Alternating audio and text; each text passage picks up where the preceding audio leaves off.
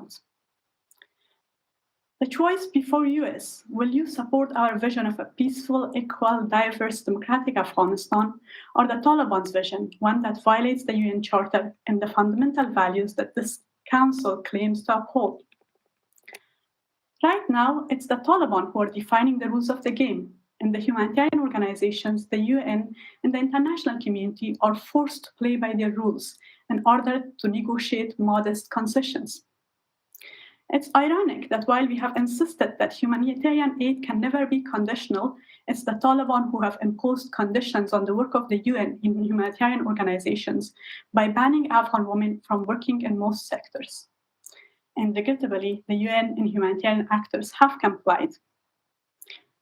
Let me be clear, Afghanistan needs continued and increased international assistance. We should also continue to explore ways to relieve the economic pressure on ordinary Afghans without benefiting the Taliban.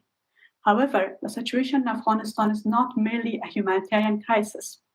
It's a political, security, and most fundamentally a human rights crisis. And we need you, the Security Council, to be clear that human rights, especially women's rights, will be central to the international community's next steps in Afghanistan. I therefore leave you with the following recommendations. First, as you deliberate on how to take forward the recommendations made by the Independent Assessment on Afghanistan, mandated by Resolution 2679, it's critical to note that no steps should contradict the repeated recommendations of many Afghan women that there can be no unprincipled engagement with or recognition of the Taliban or a seat for them at the UN as long as their systematic discrimination against women and girls continues. Setting out a roadmap for engagement as the Taliban abuses deepen sends a message that women's rights are dispensable. For this reason, I urge you not to provide a blanket endorsement of the report's recommendations without establishing clear and explicit safeguards to protect the human rights of Afghan women, including their full, equal, meaningful, and safe participation in any decision-making or new mechanisms, such as creation of a UN Special Envoy or broader UN-convened meetings of Special Envoys going forward. I urge you to be clear that normalization of relations with the Taliban is not possible without swiftly reversing all restrictions on women's rights, which you called for in Resolution 2681, and meeting Afghanistan's obligations under international law, including the Convention on Elimination of All Forms of Discrimination Against Women, CEDAW. This must be a collective deadline for member states, UN agencies, and all humanitarian actors, and central to discussions of any other areas regarding Afghanistan, including security, the economy, development, counterterrorism, narcotics, and migration. It's also critical that any next steps do not fall below what the Security Council has already called for. Second, I urge you to support all avenues to ensure justice and accountability for human rights violations by the Taliban, including by bringing a case against Afghanistan before the International Court of Justice for violations of CEDAW, and through the establishment of an independent international accountability mechanism on Afghanistan. Third, I urge member states and other relevant UN bodies to label and investigate the Taliban's treatment of Afghan women as both gender persecution and gender apartheid. Further, include gender apartheid in the Crimes Against Humanity Treaty currently under consideration. Fourth, it's critical that UNAMA, as the primary UN presence in the country, retains and implements its current mandate in full, especially monitoring and advocating for respect of human rights and providing protection for those at risk. Finally, the international community must prioritize support to Afghan human rights defenders and civil society, both those who have been forced into exile, as well as the brave activists who remain in the country, by expediting resettlement for those at risk, funding civic work in Afghanistan, and continuing to meaningfully consult with the diverse human rights community of Afghanistan. Thank you. I thank Madam Akbar for her briefing. I now give the floor to those council members who wish to make statements. I give the floor to Japan. Thank you, Mr. President. I would like to start by thanking Special Representative Otunbaeva and Director Rashanham of OCHA for providing an update on the situation. I also thank Ms. Shahzad Akbar for her remarks on the dire status of Afghan women. My appreciation also goes to Ambassador Dragasca of Ecuador. More than 2 years have passed since the Taliban takeover in 2021, and the international community's interest in Afghanistan appears to be gradually waning. However, the humanitarian and human rights situation, as well as the political situation, remain severe. The economy is somewhat stable, but at a very low equilibrium. While UNODC's survey found the opium cultivation decreased substantively, which should be welcome, more assistance is now required for rural communities that had relied on opiate economy. While security has improved overall, sporadic terror attacks are alarming. The strong earthquakes that hit Afghanistan in early October caused tremendous damage and casualties in Herat province. I would like to express condolences to those who lost families and loved ones. The recent mass influx of Afghans from Pakistan is also of humanitarian concern.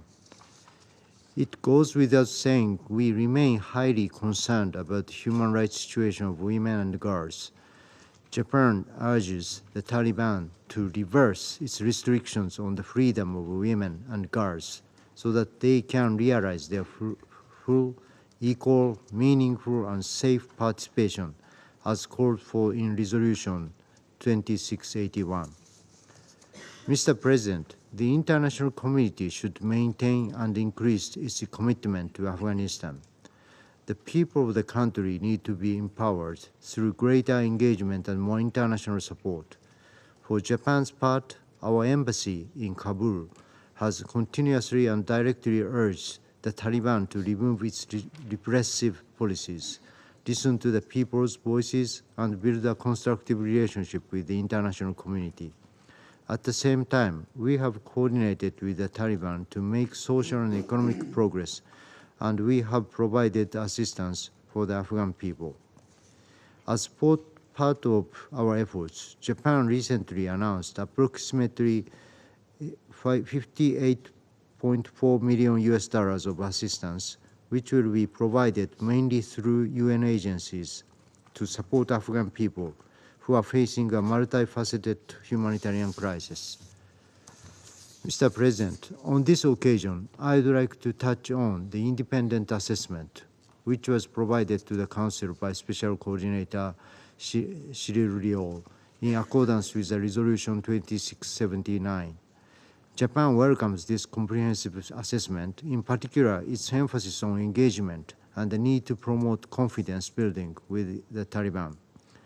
I'm confident this assessment will serve as a good basis for discussions on our way forward. Now, international community should recognize the need to increase international engagement in a more coherent, coordinated, and structured manner, and make sure the assessment's recommendations are implemented properly.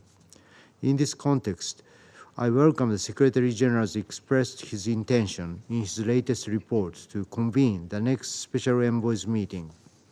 Japan will actively participate in this important conference to form an internationally coordinated approach to Afghanistan.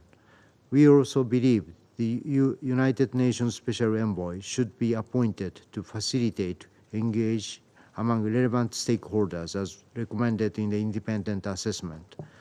I would like to emphasize the role of expertise of UNAMA remains critically important, and I'm sure the UN Special Envoy and UNAMA will work closely and complement each other's roles.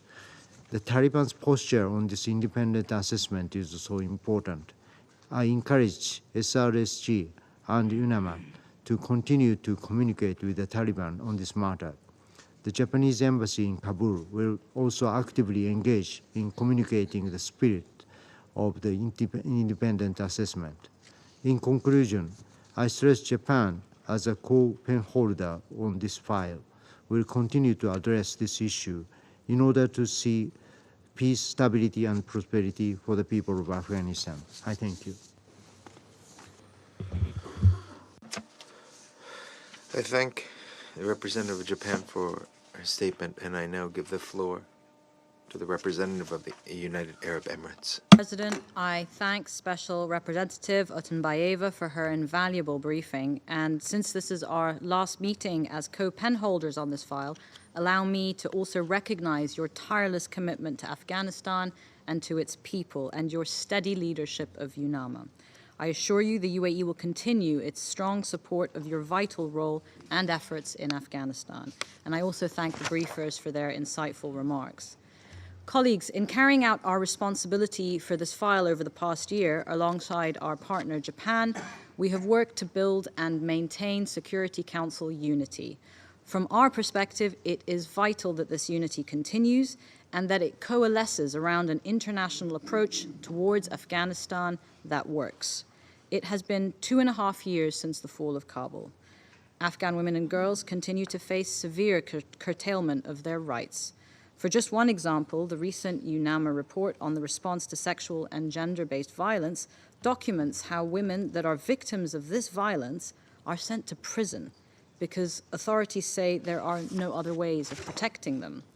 The security situation remains precarious, with profoundly alarming cross-border incidents. A week ago, a terrorist attack claimed by TTP targeted a Pakistani police station close to the border, killing 23 officers and wounding 32. Additionally, Afghanistan's fragile and contracting economy is threatened by the decrease in aid funding. The October earthquake in Herat compounded humanitarian needs in a country where 2/3 of the population continues to require assistance. None of this is sustainable, and all of it must move on a different trajectory of hope and development. Afghanistan deserves better. This year, we voted unanimously to renew the mandate of UNAMA, to commission the independent assessment, and to stand up for the human rights of Afghan women and girls. Despite the divisions that sometimes preclude this body from taking necessary action, there was resounding unity on this file. All 15 members reaffirmed the international community's commitment to the present and the future of Afghanistan and its people, especially its women and girls. We did not let them down, and we will continue to support the way forward. With the submission of the independent assessment mandated by Security Council Resolution 2679, we now have a blueprint for an approach that would offer hope for ordinary Afghans. While the assessment is no panacea, it does provide a constructive alternative to a failed status quo. The measures outlined as immediately implementable include provisions like support for agricultural livelihoods, improvements in the health sector, and assistance with water management. Looking at the staggering scale of the needs in the country and the limited amount of aid available, it is very hard to argue against these types of activities.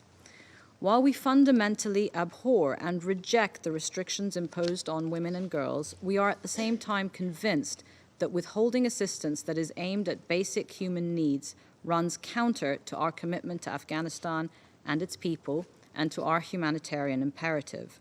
Of course, even if the Council endorses this approach, and we hope that it does, we should not be naive about the road ahead.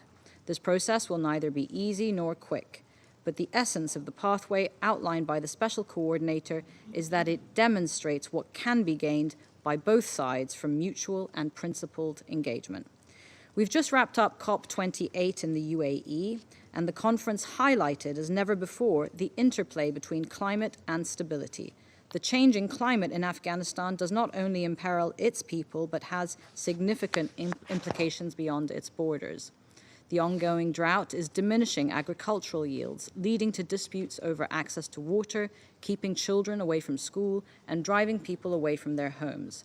In a country with the world's highest humanitarian needs and where 80% of livelihoods depend on agriculture, the destabilizing effects of climate change can be devastating. The UAE is therefore pleased to announce that it will sponsor the position of a climate security advisor within UNAMA. The advisor will be responsible for mapping out climate risks and devising appropriate strategies for addressing those in order to reduce climate-related vulnerabilities. However, effectively responding to climate security risks in Afghanistan will require tailored engagement and technical assistance to the DFA, exactly as the independent assessment proposes. Colleagues, despite UNAMA's crucial work and the various efforts by member states, there remains an enormous gap between the reality of Afghanistan and the aspirations of its people. This gap will not be narrowed if we double down on a failed approach. The Security Council and the international community must lend its support to a principled and pragmatic process that serves the lives and livelihoods of all Afghans. Nobody is served if Afghanistan is isolated, if its economy implodes, if border tensions escalate, if farmers are made destitute, and if terrorism is allowed a foothold, not least of which Afghan women and girls who must be included in charting their own destiny and that of their country. Thank you. Agradezco a la representante. I thank the representative of the United Arab Emirates for her statement. I now give the floor to Switzerland. Thank you, Mr. President. I would also like to, first of all, thank the Special Representative Otunbayeva, the colleagues from OCHA, Mr. Rajasingam and Ms. Akbar. We thank them for their presentations. The new Agenda for Peace underscores education as one of the proven development paths that strengthen the social contract and human security. In Afghanistan, 84,234 secondary school graduates took the university entrance exam this year. Not one of them was a woman. I repeat, not a single woman was among the 84,234 high school students with the prospect of going to university. At the same time, we note that in the medium term, the most likely economic scenario for the country is that of a recession, along with an increase in poverty. Afghanistan's economic development is inconceivable without the contribution of women. Whether as entrepreneurs or employees, heads of enterprises, Afghan women are indispensable for the prosperity of the country. The ARIA format meeting at our mission on 11th of December confirmed this once again. Afghanistan can only achieve lasting stability, security, and prosperity with the full participation of women. Mr. President, the international community must adopt a common strategy and act with unity. And we have just heard that the Council was united on this and should remain so. The independent assessment that the Secretary General has submitted to us provides an opportunity to develop such a strategic approach, and we support the Japan and UAE co-pen holders in their efforts to find a way forward. For Switzerland, in addition to the inclusion of women in all processes and activities, two other aspects seem to be essential. First, and we have heard this already, I'm referring to the massive forced return of Afghans from Pakistan. 60% of them are children. This is an enormous challenge for an economic and humanitarian system which is already severely strained. Switzerland recognizes the immense efforts made by neighboring countries to take in these refugees. At the same time, we recall the obligations under international law, including international refugee law, and the need for a lasting political solution. On this last point, we are grateful to UNAMA for his commitment and fully support the mission. These events also underline the importance of the broader regional context for Afghanistan. States in the region need to be closely involved in all of these efforts. Secondly, climate issues. A week ago, the Council's informal group of experts on climate and security met to discuss the situation in Afghanistan. And on that occasion, UNAMA highlighted the scale of the impact of climate change in the country, both in humanitarian and in terms of people's livelihoods. It is essential that we step up our efforts on this issue, particularly in view of its regional and global impact. Switzerland is also in favor of reviewing the international commitment on this matter as part of the follow-up to the independent assessment. Mr. President, on the occasion of the commemoration of the 75th anniversary of the Universal Declaration of Human Rights, the High Commissioner Volker Turk reminded us that we must rebuild a foundation of hope. For Afghanistan, we could find hope in the prospect of a country where the human rights and fundamental freedoms of every individual are respected. where living in security free from fear is guaranteed. Educational opportunities for all, but especially for women and girls, are a key ingredient in this foundation of hope for a stable, secure, and prosperous Afghanistan. Switzerland remains determined to continue, together with members of the Council, its active support for Afghanistan. And we also continue to support UNAMA and its vital work on the ground. I thank you. Agradezco a la representante. I thank the representative of Switzerland for her statement, and I give the floor to the representative of the United States. Mr. President, Special Representative Otunbayeva, Ambassador Delagaska, Mr. Rajasingham, Ms. Akbar, thank you for your very informative briefings. And thank you to the entire UNAMA team for the work and commitment they have to a stable, prosperous, inclusive, and secure Afghanistan. I want to highlight three pressing topics in my remarks today: the situation of women and girls, humanitarian access, and the UN's independent assessment on Afghanistan. First, the UN's December 2023 report on the situation of Afghan women offers a concrete look at the bleak reality for women in Afghanistan. The report clearly states that Afghan women urge the United Nations to stress to the Taliban that it must include women in all sectors of society. The United States hears their requests and will not consider any significant steps toward normalization of relations with the Taliban until women and girls have meaningful access to education, the workforce, and other aspects of social and political life. Indeed, the international community as a whole has spoken out against these indefensible restrictions. We were also disheartened by the snapshot in UNAMA's December 2023 report on the handling of complaints of gender-based violence against women and girls. The report notes the difficulty that Afghan women and girls face when trying to report gender-based violence. The report also highlights that the lack of female police officers in some units further impedes access to justice for women and girls. Second, the difficult operating environment created by the Taliban is hindering humanitarian access, notably through restrictions on female humanitarian staff. The United States is committed to providing assistance to those most in need. Since 2021, we have provided over $2 billion in assistance. It is imperative to recognize that humanitarian assistance alone is not enough. That is why the Taliban must reverse their policies that keep women from contributing to Afghanistan's economy.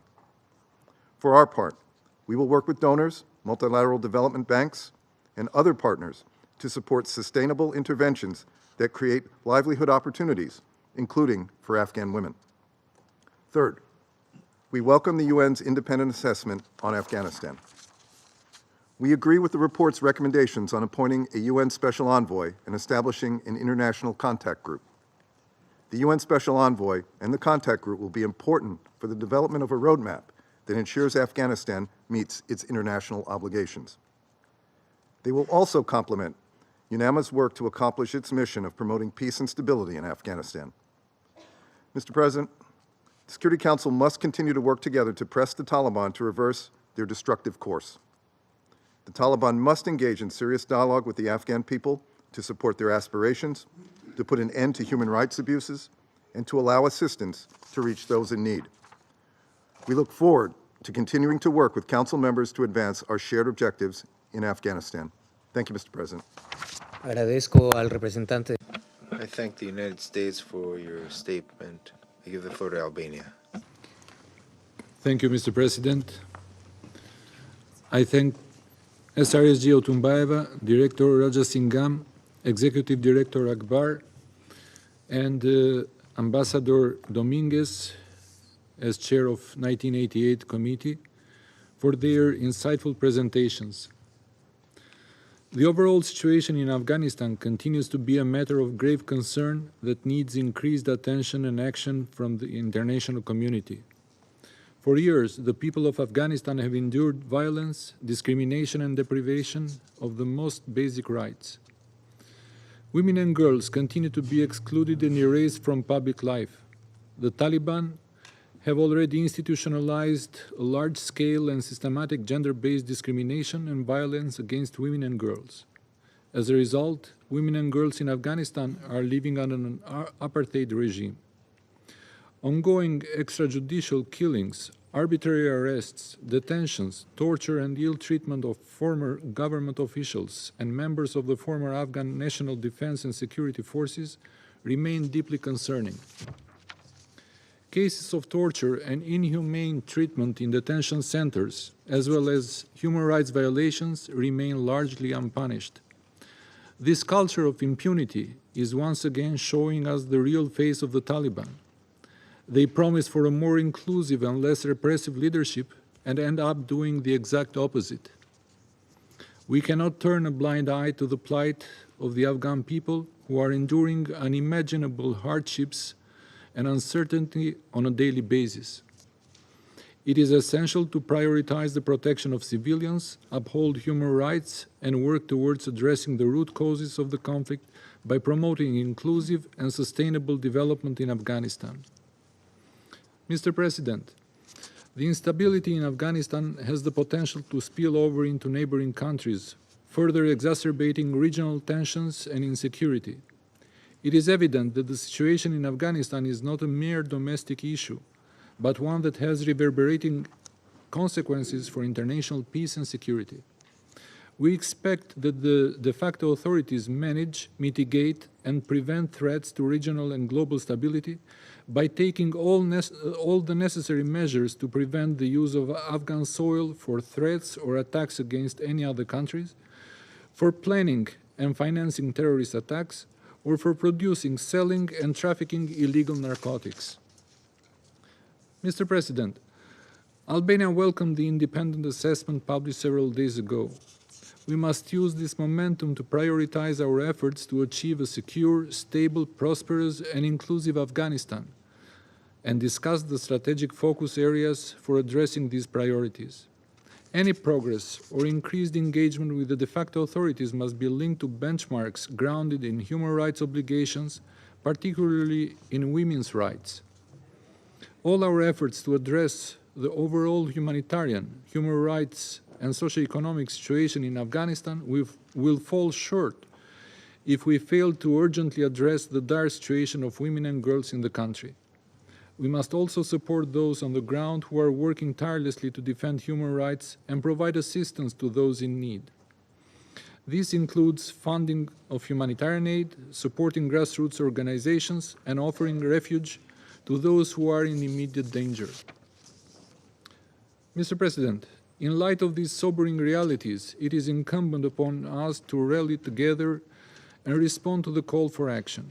We cannot afford to stand idly by while the people of Afghanistan continue to suffer. We must mobilize our resources, political will, and diplomacy to support Afghanistan in its quest for lasting peace, stability, and prosperity. In concluding, we urge all members to redouble efforts in finding viable and sustainable solutions and to stand with the people of Afghanistan in their pursuit of a better future. I thank you. Agradezco al representante. I thank Albania for your statement, and I give the floor to Mozambique. Mr. President, I have the honor to deliver this statement on behalf of the A3, namely Gabon, Ghana, and my own country, Mozambique. We thank Ms. Rosa Otumbayeva, Special Representative of the Secretary General and Head of the United Nations Assistance Mission in Afghanistan, for our important work. We also thank Mr. Ramesh Rajasinghe of OCHA and Ms. Shahrzad Akbar for their important briefings. We express our sincere appreciation for the dedicated work carried out by the chair of the 1988 Taliban Sanctions Committee. Mr. President, the report under consideration presents several actions carried out by the Taliban administration. The response plan implemented by the Taliban authorities to manage large-scale repatriation of Afghan citizens returning from Pakistan is a positive step forward. The establishment of subcommittees dedicated to providing assistance in various aspects, such as safeguarding the rights of Afghan refugees, demonstrates a proactive approach to addressing the situation. We see the efforts to promote unity and engagement between the authorities and the population through awareness-raising meetings as a promising initiative. We urge the Taliban to ensure that these meetings are inclusive and representative of all segments of Afghan society, including women and girls. The creation of ulemas, shuras, in all 34 provinces is a positive development that allows for greater popular participation in the discussions of development priorities and the prevention and the resolution of conflicts. This process is crucial for rebuilding the Afghan social fabric and fostering trust between the population and the authorities.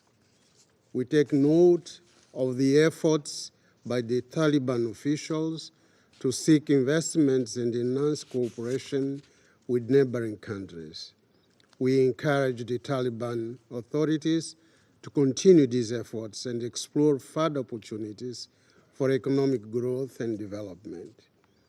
We take note of the improvement in the security situation in the country, as evidenced in the significant reduction in security incidents, the softening of armed opposition, and the decrease in terrorist attacks.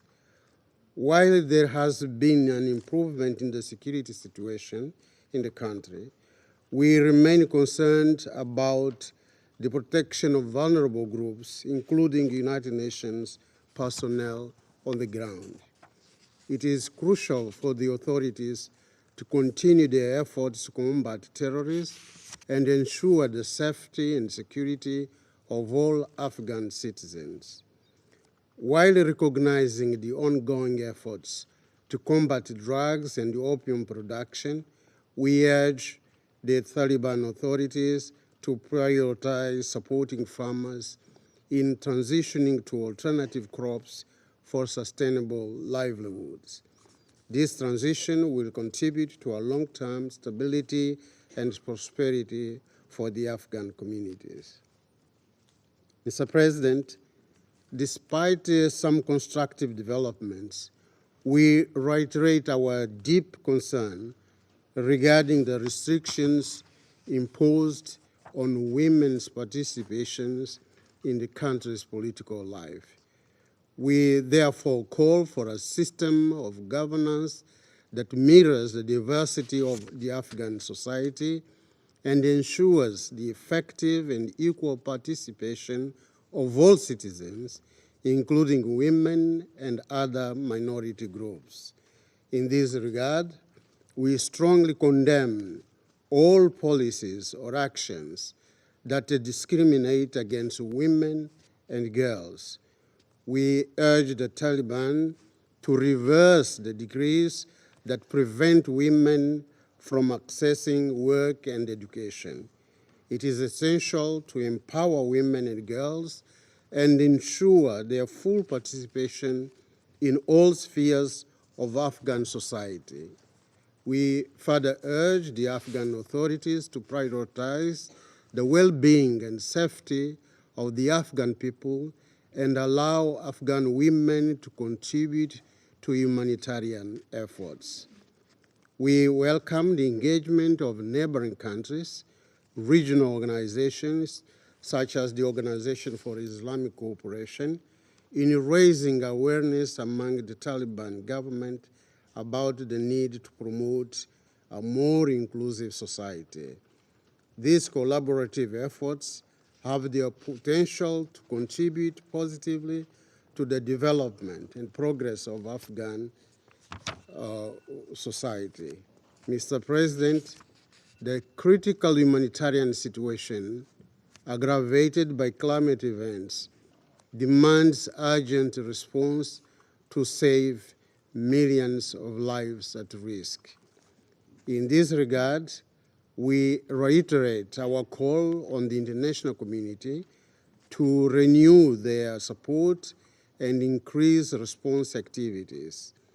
Supporting Afghanistan's economic development and providing technical assistance are crucial to meeting the basic needs of Afghans and enhancing their resilience.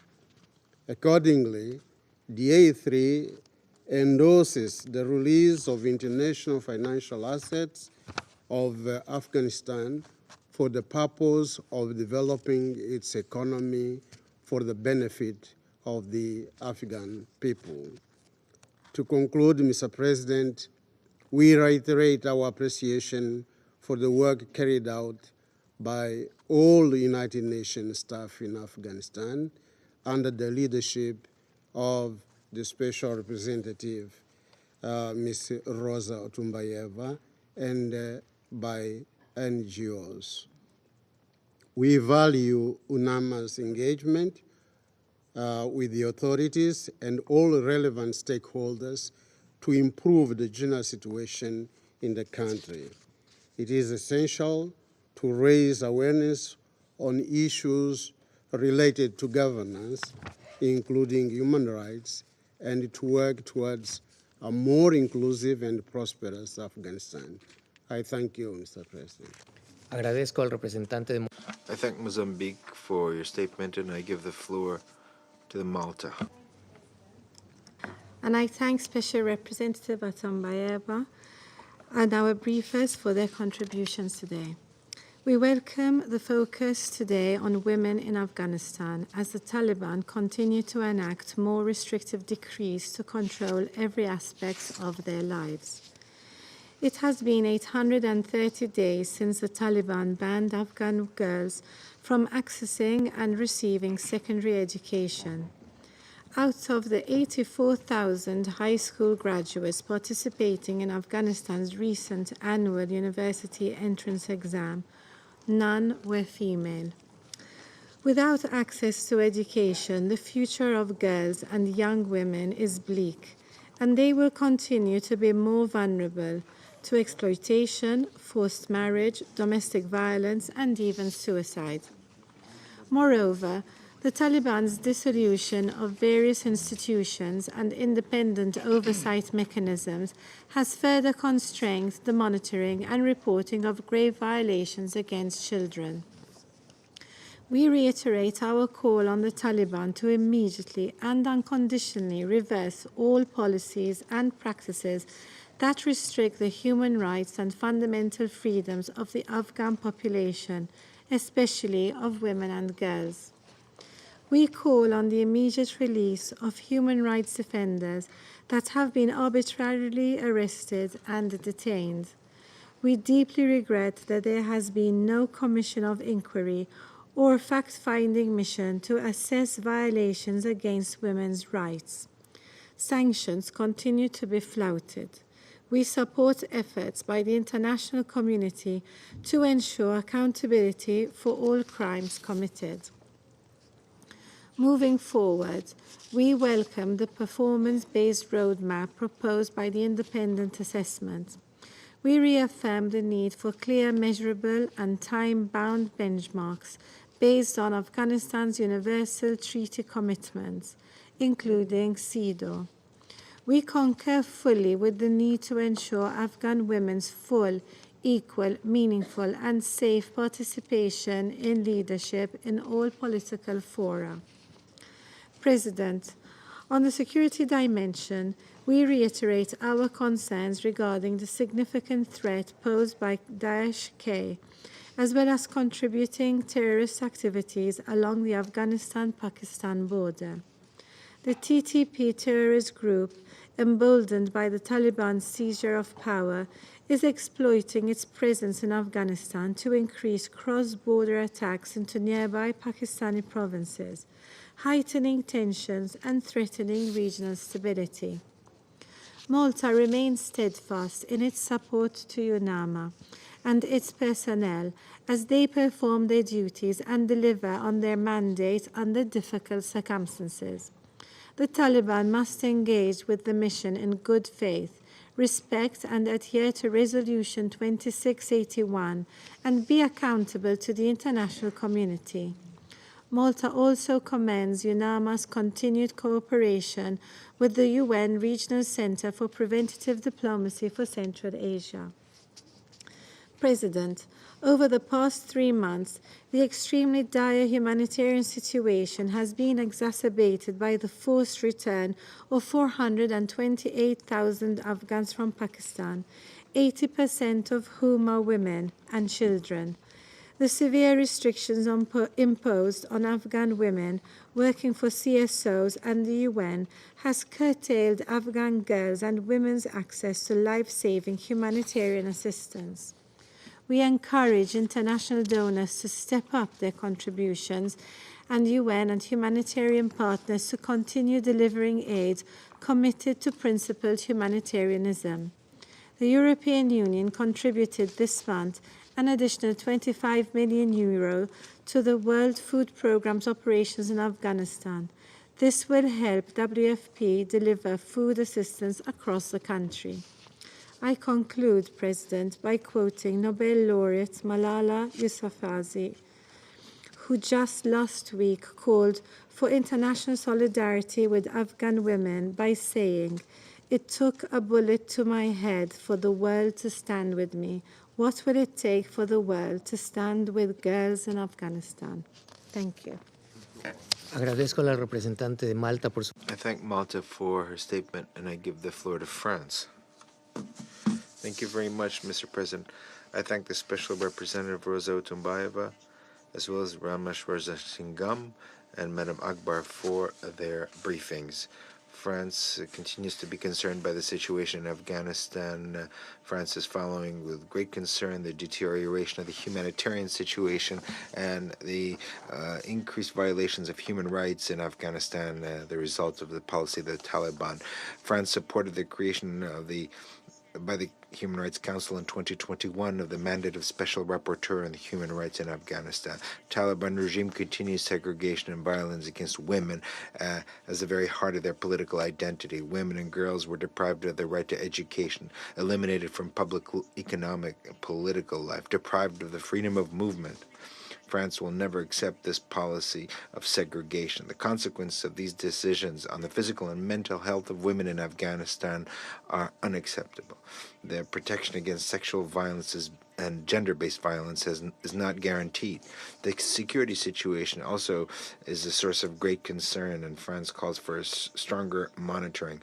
Terrorist groups, whether Daesh or Al-Qaeda, are active in the country and to constitute a threat to regional and international security. Cultivation and trafficking of drugs remain at alarming levels, with an increase in the trafficking of methamphetamines in the region. Mr. President, France and the European Union continue to be engaged in responding to the needs of the Afghan population. France has contributed over €140 million since 2021, and the EU more than €1 billion for the same period. My country will continue its humanitarian assistance in the area of health, education. My country also engaged during the Global Forum on Refugees that took place from the 13th to the 15th of December in Geneva to give asylum in France to Afghan women under the program of Women in Danger. It's also important to continue our support to the civilian population as a severe food crisis affects Afghanistan. Humanitarian assistance must be delivered unhindered and to those in need in conformity with the humanitarian principles. France is engaged to contribute to a unified strategy in Afghanistan. The respect of the requirements established by the Security Council must guide us. Resolution 2681, adopted unanimously, just as Resolution 2593 established clear of what is expected of the Taliban. We welcome the independent review of the situation in Afghanistan conducted by Feridun Sinir Lioglu. We believe that these conclusions must inform the discussions among all the stakeholders and contribute to crafting a unified strategy. This strategy, of course, should aim for the well-being of the Afghan population first and foremost, but without endorsing any kind of discrimination. It must be the driver of an inclusive political process that will allow Afghan women to participate in decision-making concerning Afghanistan. Lastly, France will pay particular attention to preserving the capacity for action of UNAMA and the robustness of its mandate. I'd like to take this opportunity to once again express our wholehearted support to UNAMA, to the Special Representative of the Secretary General, and to all the UN agencies and their partners on the ground who are doing essential work for the country. Thank you very much. I thank the representative of France for her statement, and I give the floor to Brazil. Thank you, Mr. President, and I thank Special Representative Rosa Otunbayeva, Director Ramesh Rajasingham, Executive Director Shahrazad Akbar, and the Chair of the 1988 Sanctions Committee, Ambassador José de la Gasca, for their insightful remarks and their commitment to a stable, peaceful, and prosperous Afghanistan. As this is Brazil's last quarterly briefing on the situation in Afghanistan during our current mandate, I wish to reflect on some of the core pillars of our work on the file. First, promoting dialogue and engagement over isolation. Second, addressing the socio-economic roots of Afghanistan's challenges. And third, upholding the human rights of all, especially women and children. The first of these pillars highlights the importance of maintaining open and active communication channels with Afghanistan. To that effect, the international community must continue to engage constructively, recognizing the complexities and nuances on the ground, with the objective of fostering a state that is politically and ethnically inclusive, free of terrorism and narcotics, respectful of all human rights, and economically stable. The role of the United Nations Assistance Mission in Afghanistan, UNAMA, remains crucial in supporting these endeavors. International support in these areas is not just necessary, but vital. Secondly, it is essential to address Afghanistan's challenges at their roots. We welcome the de facto authorities' efforts to stabilize the economy, curb corruption, fight terrorism and drug production and trafficking, increase tax revenue, and engage in regional economic cooperation. Progress made in those areas deserves encouragement. At the same time, it is equally important to address the issue of the frozen Afghan assets in an effective manner. We urge relevant stakeholders to find agreeable mechanisms to inject these funds into Afghanistan's economy, offering much-needed relief. Third, and perhaps most crucial, is respecting human rights, particularly those of women and children. It is deeply regrettable that Afghan girls are denied proper education and women have no opportunities to work. Discrimination in all its forms must cease. Brazil calls on the de facto authorities to reverse restrictive policies and foster an inclusive political and social system that incorporates women and minority groups. Brazil once again welcomes the independent assessment issued under Resolution 2679. This comprehensive document represents a beacon of hope, acknowledging the need for a new model of engagement reflective of Afghanistan's current political realities.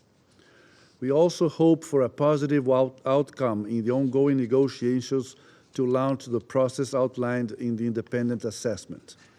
We also look forward to the follow-up meeting of Special Envoys for Afghanistan, soon to be convened by the Secretary General as part of a broader international push for a unified approach to engaging with the de facto authorities.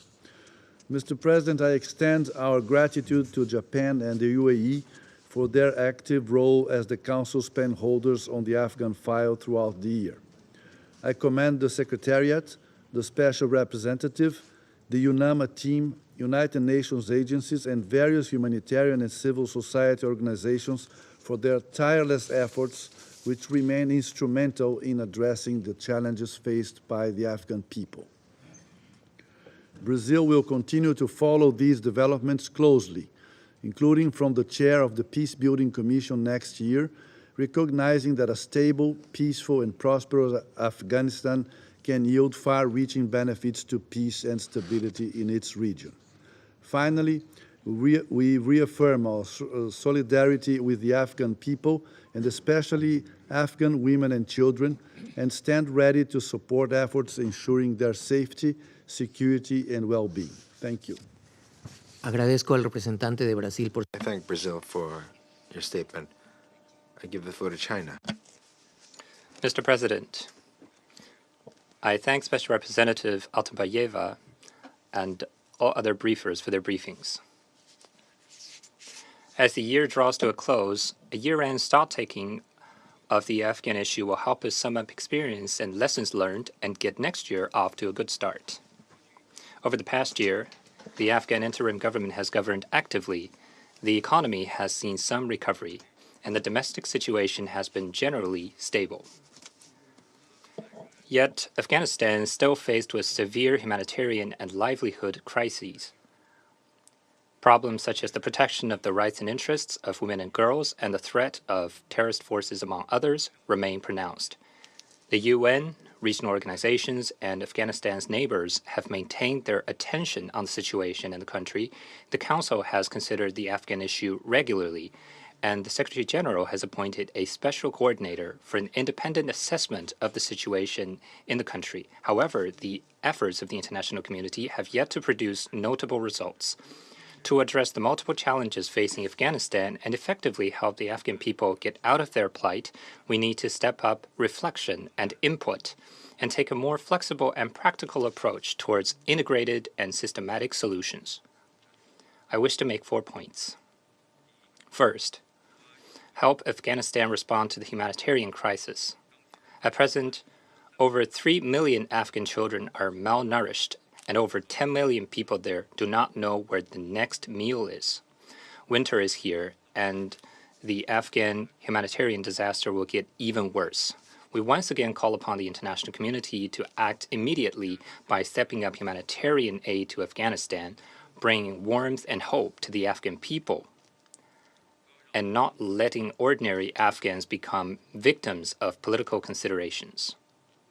We also hope that all parties will take a long-term view, increase development aid to Afghanistan, and help the country restore the functioning of its banking system, establish basic economic order, and better integrate into regional economic and trade cooperation and connectivity. Meanwhile, the frozen overseas assets of Afghanistan and their interest should be returned to the Afghan people as soon as possible. Second, help Afghanistan strengthen protection of the rights and interests of women. Afghan women and girls have rights to education and employment. The Afghan Taliban authorities should take concrete actions to implement the requests of the Security Council resolutions and respond to the concerns of the international community. Meanwhile, we need to see that the rights and interests of women and girls will not be realized in a vacuum.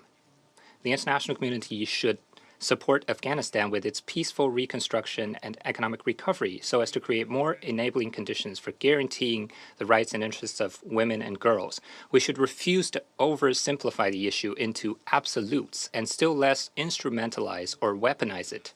Third, enhance engagement with the Afghan authorities. As is pointed out in the independent assessment on Afghanistan, the international community should get a clear picture of the political reality in the country, prioritize the interests of the Afghan people, and maintain engagement with the country. Undoubtedly, it is the current political reality in Afghanistan that the Afghan Taliban is governing the country. When engaging with the Afghan authorities, the international community needs to demonstrate good faith, set no preconditions, communicate with the Afghan Taliban in ways easily acceptable to it, and strive for its understanding and cooperation. And as for the follow-up to the independent assessment, the Security Council should consider the needs of the Afghan people and the expectations of the international community in an integrated manner and make its decision on the basis of full consultations. The Council should adjust the sanctions measures in a timely manner and in particular reinstate the travel ban exemption on some Taliban officials to facilitate engagement with Afghanistan. Fourth, bolster support for the Afghan authorities in their counter-terrorism efforts. Currently, terrorist forces in Afghanistan remain active and pose threats to the security of Afghanistan and countries in the region. The international community should urge and help Afghanistan to effectively combat terrorism and resolutely prevent Afghanistan from once again becoming a hub for terrorist organizations. The Afghan authorities should, as requested by the Security Council resolutions, take robust measures to prevent terrorists from using its territory to engage in terrorist activities that threaten other countries.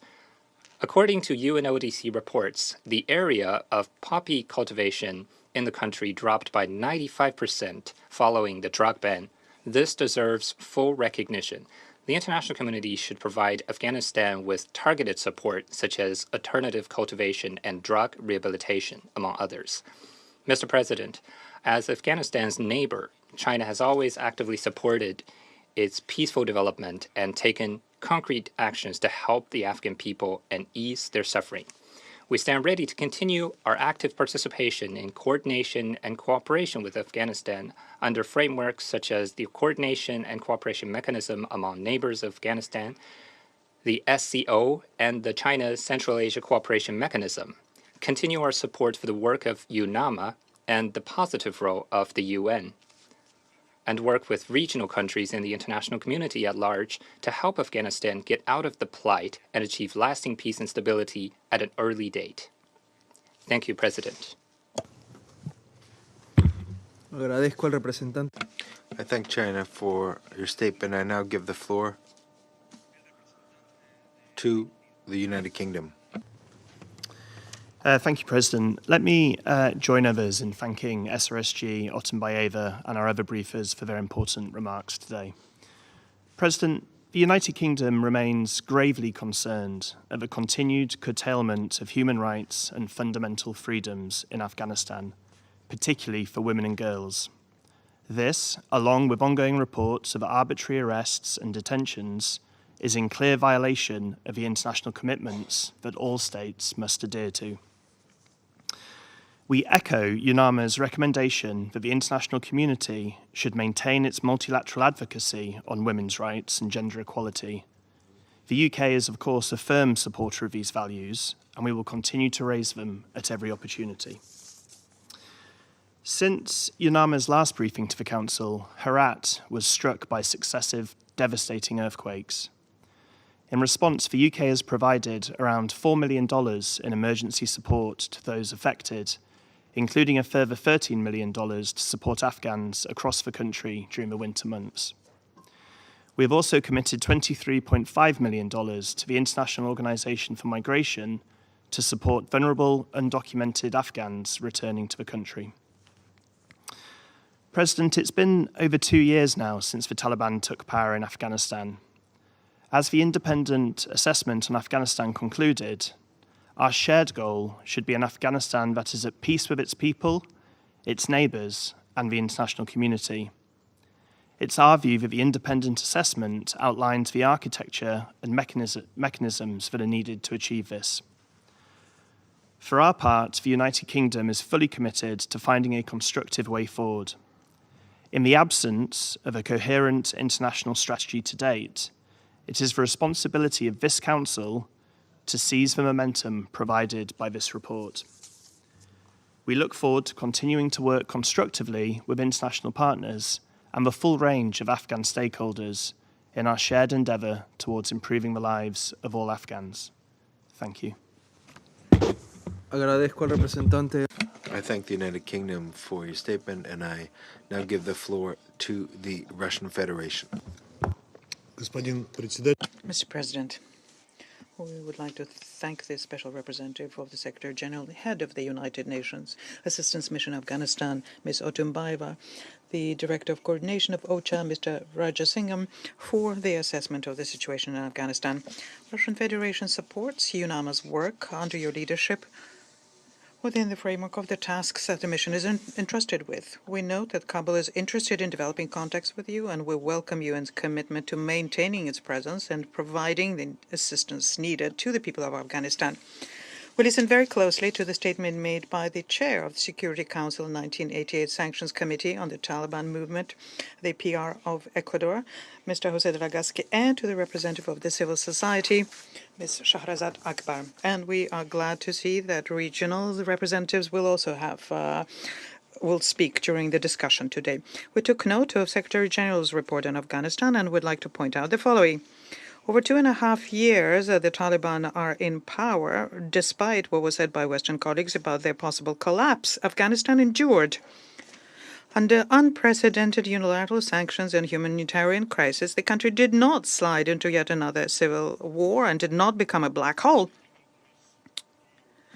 More than 1.3 million of the IDPs returned to their homes, and this is an unprecedented figure. But taking into account the scope of challenges and the slew of issues that remained after the foreign troops fled, the people of Afghanistan more than ever need our sustained assistance and support. And we have said many times that there is a need to have a realistic, comprehensive approach to Afghanistan, the kind of approach that will set aside narrow interests and focus very closely on the needs of the Afghans themselves, an approach that would be based on the sober assessment of the situation on the ground and the readiness of the de facto authorities themselves to adequately react to international community's expectations. We can see that they remain interested in developing a broad, pragmatic interaction. At the same time, it's clear that progress is hardly possible if individual Western donors continue placing all of their responsibility on Taliban alone and demand that they fulfill their obligations. How many more years need to pass before you admit the ineffectiveness and inefficiency of intimidations, pressure, and blackmail? Under current conditions, without reciprocal steps by you, we are on the road to nowhere. We share some assessment of the Secretary General on the situation in the country. Despite the efforts made by the de facto authorities, we're still concerned by security risks, including those that result from the activity of the ISIL Khorasan group and the FTFs related to it. We can see that the terrorists intend to escalate the situation. They want to present themselves as a real alternative and undermine the stability in neighboring countries. It is clear that in order to fully eliminate the terrorists, what is being done by the Taliban is not enough. At the same time, the risk of a spillover of that into other countries of Central Asia remain very real. Also, the issue of drugs is very closely linked to that. We are convinced there's no alternative to international assistance in eliminating that, including through NODC. These efforts must be increased and meet consistency. We're also concerned by the issue of synthetic drugs manufacturing. We're also closely following the humanitarian and socioeconomic situation in the country, and we note that the efforts made by the UN and regional organizations to provide humanitarian assistance. We value the contribution by humanitarian agencies and their staff who are ready to remain on the ground and help the Afghans under any conditions.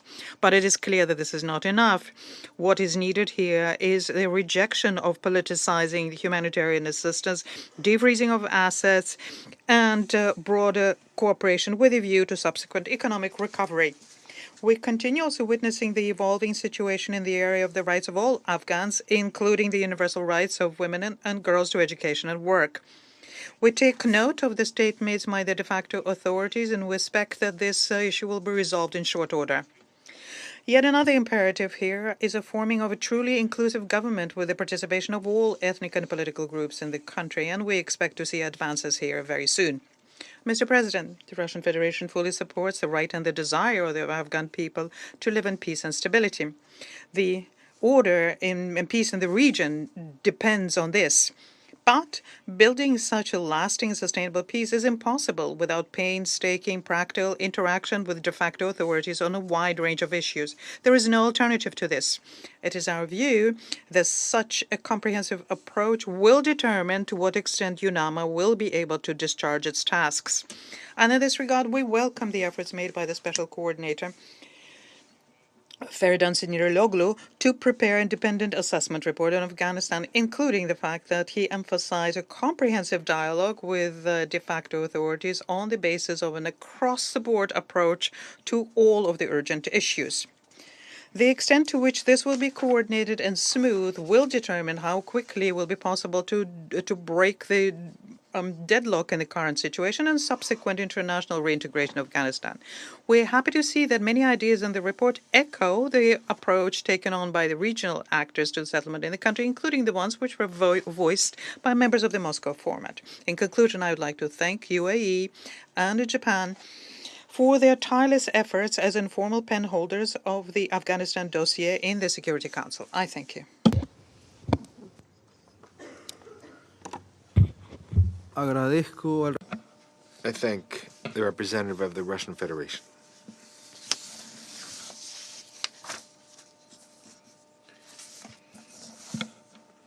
I will now make a statement in my national capacity as representative of Ecuador.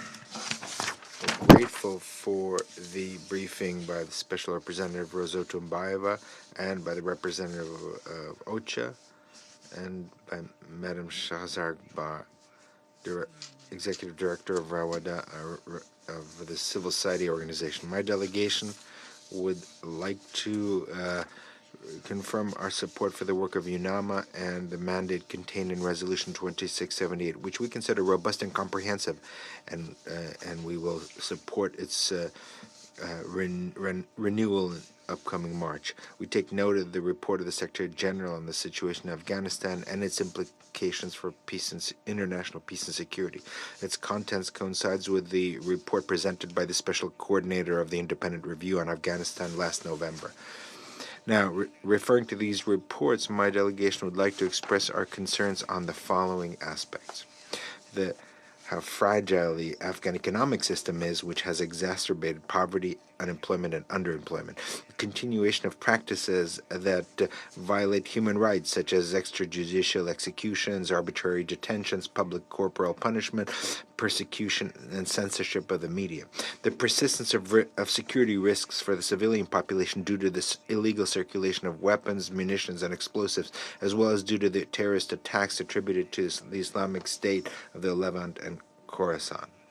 The deterioration of the humanitarian situation and increase in the number of malnourished children and in people who depend on humanitarian assistance to survive. The situation of vulnerability in which IDPs and refugees find themselves, mostly children and teenagers. Often they're forced to return by neighboring countries. And on this, we'd like to reiterate the need to respect the principle of no return, and that the process of return should be voluntary, dignified, and safe. The Security Council has followed very closely the situation in Afghanistan throughout 2023, and in particular, the restrictive measures imposed by the Taliban regime against women and girls that have generated a institutionalized system of gender-based discrimination, trampling on their rights and freedoms. The example of the effects of these measures is that among the 84,000 high school graduates that applied for admission to university in 2023, not a single woman. There's not a single woman. This system established by the Taliban regime should be dismantled, and access by women and girls to their fundamental rights and liberties should be restored immediately. In this situation, and bearing in mind recommendations of the independent review, we believe that it is the responsibility of the Council to analyze the mechanisms to encourage an inclusive, participatory inter-Afghan dialogue and promote cooperation that makes it possible to improve the living conditions of the population, and endow the Special Envoy with a mandate that allows for the effective and complementary support to the efforts of UNAMA. Whatever action is taken, it should be linked to restoring civil rights, the rule of law, and the full egalitarian, meaningful, and safe participation of women in all discussions on the future of Afghanistan. Thank you very much. I go back to my role as President of the Council, and I give the floor to the representative of Afghanistan. Thank you, Mr. President, for convening this meeting, and I commend you for your excellent leadership of the Council for this month. And I thank SRSG, Ms. Rosa Otunbayeva, and Mr. Ramesh and Ambassador Jose de la Gasca, Chair of the 1988 Sanctions Committee, and Ms. Shahrzad Akbar for their comprehensive and insightful briefings.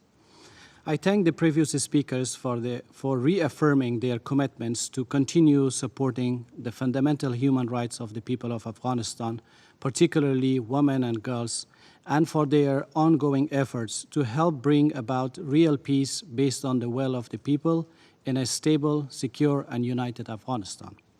I also extend our appreciation to all donors, the UN system, as well as national and international NGOs for remaining engaged and continuing to provide vital humanitarian and life-saving support to the people of Afghanistan. Moreover, I would like to commend the United Arab Emirates as the co-pen holder of Afghanistan file and all other outgoing members of the Council for their support to the people of Afghanistan, their commitment to peace and security, support for the stability in Afghanistan, and advocacy for human rights, especially for women and girls, deserves our utmost appreciation. Mr. President, as Afghanistan enters its third year under Taliban's repressive and unilateral rule, the country remains confronted with myriad of complex challenges and uncertainty. A staggering 29 million people are in need of humanitarian aid. And the fundamental rights of women and girls, such as the right to work and access to education, are systematically denied. Female employees of non-governmental organizations and the United Nations face restrictions on their ability to work, while female protesters are subjected to daily detention and torture. Additionally, targeted killings of Shia scholars and our fellow Hazara compatriots persist, along with extrajudicial killings of former security and defense forces. The growing presence and activities of terrorist groups in Afghanistan pose escalating and wide-ranging security threats to the country, the region, and wider world. Furthermore, the decline in humanitarian aid, natural disasters, forced migrant returns, unemployment, and poverty contribute to the prevailing uncertainty about the future. It's crucial to recognize that the Taliban have not only failed to address these challenges, but have exacerbated them. Since their forced takeover, there has been a systematic erosion of human rights, particularly the rights of women and girls, leading to gender apartheid. This not only violates human rights, but directly contradicts Afghanistan's obligations under international law, including the Convention on the Convention on Elimination of All Forms of Discrimination Against Women. Unfortunately, it's due to the Taliban's policies and the humanitarian crisis that the human capital of Afghanistan, including the youth, educated and professional individuals, former civil servants, and military personnel, are either unemployed or forced to leave the country. It is evident that the current circumstances are primarily as a result of the Taliban's persistent repressive policies in regard to their disregard for the demands of the Afghan people, the political impasse, the absence of a legitimate national government, coupled with the lack of a coherent and coordinated strategy by the international community to address the current tragic situation in Afghanistan. Mr. President, the key question is what should we do and what the international community can do. In this context, let me thank the members of the Security Council for adopting Resolution 2679 and the UN Secretary General and his special coordinator for presenting the independent assessment of Afghanistan. While the report falls short of adequately recognizing the Taliban as the primary actor in the current crisis, their repressive policies, human rights violations, and certain aspects of the current situation in Afghanistan, We, in general, appreciate this timely and much-needed report. It can serve as a solid foundation and a guiding document for initiating discussions to address existing problems and fundamental challenges. Furthermore, the report's key recommendations offer a path for progress and ensuring positive trajectory for the way forward. Our message of the assessment report on the fact that the status quo is not acceptable nor sustainable, and that the current international approach to Afghanistan is not working. We further welcome the report's specific emphasis on restoring the fundamental rights of all citizens, particularly women and girls, and their active participation across all fields, and on the necessity of establishing inclusive and broad-based governance through a national dialogue grounded in a constitutional order and comprehensive structure. It is crucial to underscore the need for the United Nations Security Council and all relevant partners to agree on an action plan with a defined timetable and specific conditions for implementing the report's recommendations and subsequent steps, including through appointing a special coordinator as recommended in the report. This ensures that all parties, including the people of Afghanistan, are well informed about the results of a structured, coherent, and principled international engagement.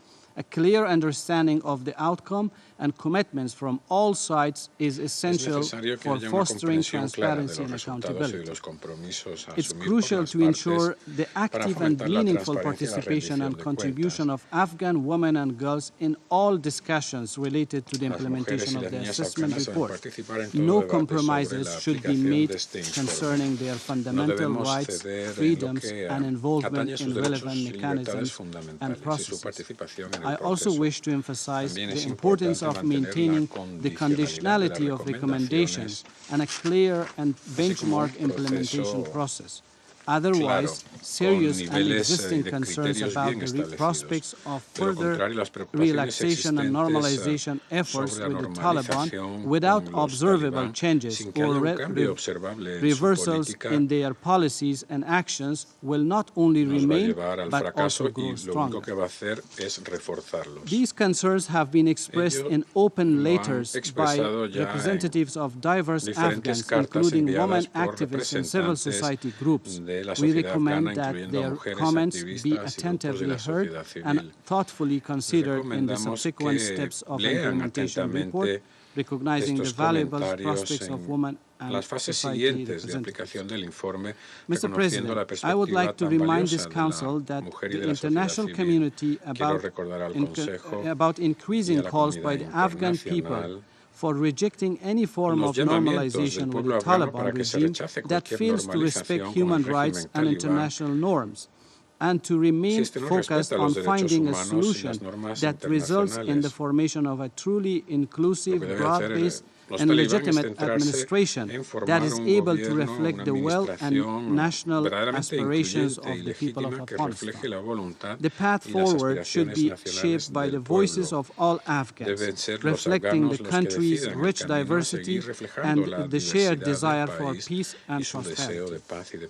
The Taliban's refusal to engage in dialogue and their warped interpretation of inclusivity are both unfounded and false. True inclusivity requires the Afghan people to shape their future through negotiations involving credible representatives from all segments of society, including marginalized groups of women, youth, democratic forces, military sectors, career diplomats, civil society, and human rights activists, those who are free from corruption, reputable public figures, and professionals. It is based on the rule of law for justice and accountability. It is crucial to establish a responsible, representative, and legitimate government system based on the rule of law, justice and accountability. The onus is now on the Taliban to prioritize Afghanistan's national interest by resolving the political impasse and respecting the legitimate concerns and demands of the Afghan people and international community.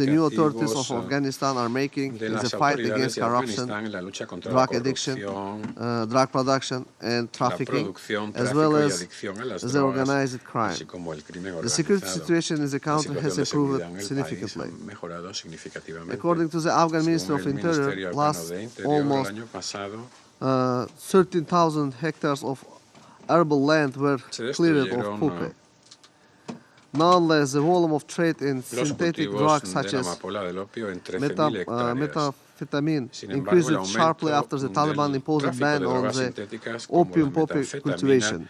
We cooperate with the Afghans within the framework of joint commissions on border and agriculture issues.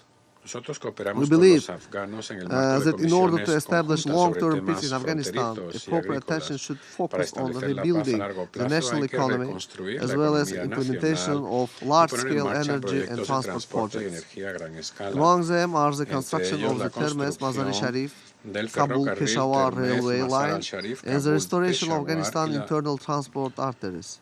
We also see potential in cooperation within the framework of the free trade zone, which is being created in Termez, and its activities may be launched next year.